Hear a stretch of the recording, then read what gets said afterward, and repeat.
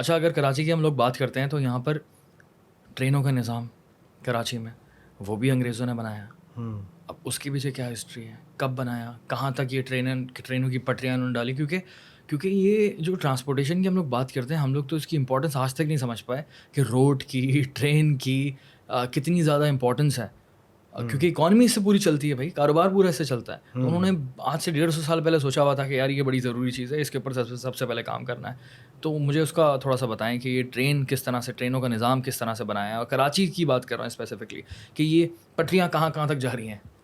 अच्छा, कराची में जो बेसिकली हम चूँकि कराची की बात कर रहे हैं, कराची में जब ब्रिटिश थे तो कराची की जो तिजारत थी ब्रिटिश से भी पहले, वो पूरा पंजाब का जो माल था वो कराची से एक्सपोर्ट होता था बाहर के इलाकों में। ब्रिटिशर जब आए तो उन्होंने एक प्लान ये बनाया कि कराची से रेलवे लाइन डाली जाए, और वो रेल लाइन जो है वो मुल्तान को टच करे, मुल्तान से फिर वो दिल्ली को टच करे, और दिल्ली से वो पहले अमृतसर टच करे फिर दिल्ली टच करे। मतलब लाहौर, मुल्तान से हाँ, लाहौर। मुल्तान, लाहौर, अमृतसर और दिल्ली।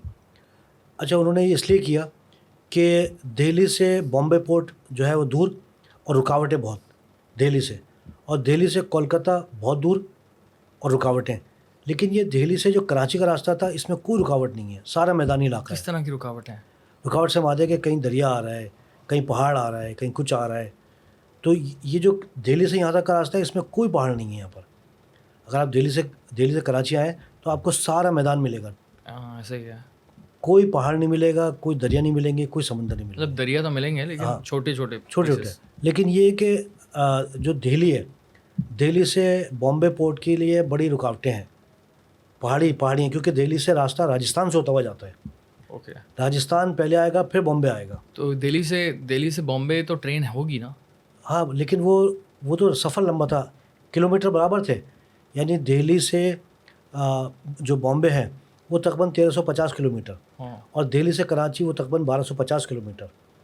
तो उन्होंने ये देखा कि हम अगर जो भी पैदावार है पंजाब की, बेसिकली पंजाब एक तो बहुत बड़ा प्रोड्यूसर है ना, चाहे कपास हो, चाहे गंदम हो, कोई भी चीज़ें हो, और सिंध से बड़ा प्रोड्यूसर। तो उन्हें तिजारत उठानी थी वहाँ उन इलाकों की, और दुनिया में एक्सपोर्ट करनी थी। और जो पूरा यूपी का इलाका था वो कवर करता दिल्ली। तो उन्होंने जो तरक्की दी वो इस पूरी रेलवे लाइन डाली। आप देखिए कितना बड़ा पैसा खर्च किया।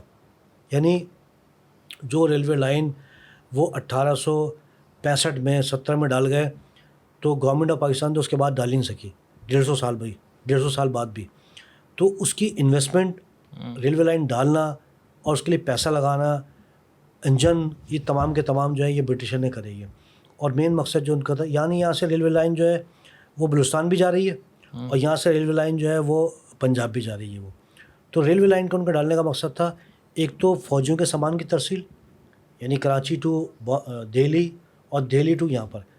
जब मैं इसमें इसके एक और रीज़न बताऊँ मैं, कि जब है ना सिंध की बॉम्बे से अलहदगी की तहरीक हो रही थी, तो जो सिंध की कमेटी थी, यानी राउंड टेबल कॉन्फ्रेंस थी लंदन में 1931 में, तो जो यहाँ से लोग गए थे, सर ग़ुलाम हुसैन हिदायतुल्लाह और सर शाहनवाज़ भुट्टो, उन्होंने ब्रिटिशर को वहाँ पर लंदन में जो अट्रैक्शन दी थी वो ये कहा था कि जी जो रेलवे लाइन है जो कराची से डली हुई है, जो दिल्ली तक जाती है, हम इसको मज़ीद तरक्की देंगे हम, और हम इस तिजारत को फ़रोग़ देंगे हम। यानी एक ये उनका एक आर्गूमेंट था, यानी कि एक सॉफ्ट आर्गूमेंट था। तो बेसिकली इसके अलावा कोई रास्ता नहीं था ना। आपको अगर कोई सामान मूव करना है, यानी अपनी आर्मी की चीज़ मूव करनी है, तो इससे अच्छी कोई चीज़ नहीं थी। दूसरा ये कि एक जो खुद कराची है, रेलवे तो जो उन्होंने चलाई, कराची में उन्होंने ट्रामवे चलाई थी। कराची में ट्रामें चलती थी, ईस्ट इंडिया कंपनी के नाम से ईस्ट इंडिया ट्रामवे कराची में कायम हो गई थी। और वो कहाँ से थी? किमाड़ी से लेके सदर तक, पूरा कराची सबसे हो गया पहले। हाँ, उस ज़माने का। हाँ, क्योंकि बेसिकली ट्रामें तो यूके में चली रही थी, यूएसए में भी चल रही थी, यूरोप के और कंट्रीज़ में भी चल रही थी। तो वो ये तो इनमें पहले से आगे थे, तो इन्होंने ट्रामें भी चलाई यहाँ पर। और सबसे पहले उन्होंने, यानी ट्राम जो थी, पहले तो ईस्ट इंडिया ट्रामवे हुई, फिर जनाब कराची ट्रामवे हुई। तो ट्रामवे की कंपनियाँ चेंज होती रहीं। पहले तो ईस्ट इंडिया जब थी तो वो ओन कर रही थी, फिर ईस्ट इंडिया को तो बैक कर दिया ना, क्योंकि जो टाइटल था ईस्ट इंडिया कंपनी का वो ब्रिटिशर ने 1857 के बाद बैक कर लिया था। तो फिर क्या हुआ कि फिर जो बॉम्बे गवर्नमेंट थी वो उसकी मालिक बन गई थी। और जब मैं ट्रेन से हट के बात कर रहा हूँ मैं कि जब ट्रामें चली हैं कराची में, तो ट्रामे में तो भाप के इंजन चलते थे, यानी वो चलते थे। तो उससे जो है जब ट्राम चलती थी और वो किमाड़ी से होती हुई आ रही है और टावर से होती हुई, सदर होती हुई सब जगह जा रही है, तो उसमें शोर करती थी ये। तो वो जो शहरी थे कराची के, उन्होंने इस पर ऑब्जेक्शन किया था कि ट्रामें चलती हैं तो हमारी नींद ख़राब होती है, ये शोर करती है, हमें डिस्टर्ब होते हैं हम। तो उन्होंने क्या करा ब्रिटिशर ने कि जब इसको रियलाइज़ किया, ब्रिटिशर की सबसे अच्छी चीज़ ये थी कि वो अच्छी से बात है कि ठीक है उन्होंने जुल्म किया, कब्ज़ा किया, लेकिन दो साइड भी तो होता है ना, लेकिन कि काम भी किया। वो रियलाइज़ करते थे। आज अगर ब्रिटिशर होते तो आज हमारी हालत नहीं होती, वो सुनते हमारी बातों को। तो वो ब्रिटिशर जो थे उन्होंने उनकी अपील को सुना और फिर अंजन हटा के घोड़े लगा दिए।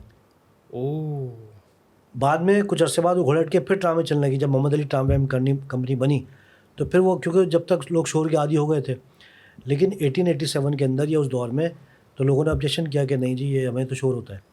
तो इन्होंने जो मवासला जिसे कहते हैं या उसको बड़ा फ़रोग़ दिया ब्रिटिश ने, और वो दिया तिजारत के लिए और अपनी फ़ौजी नक़्ल-ओ-अमल के लिए।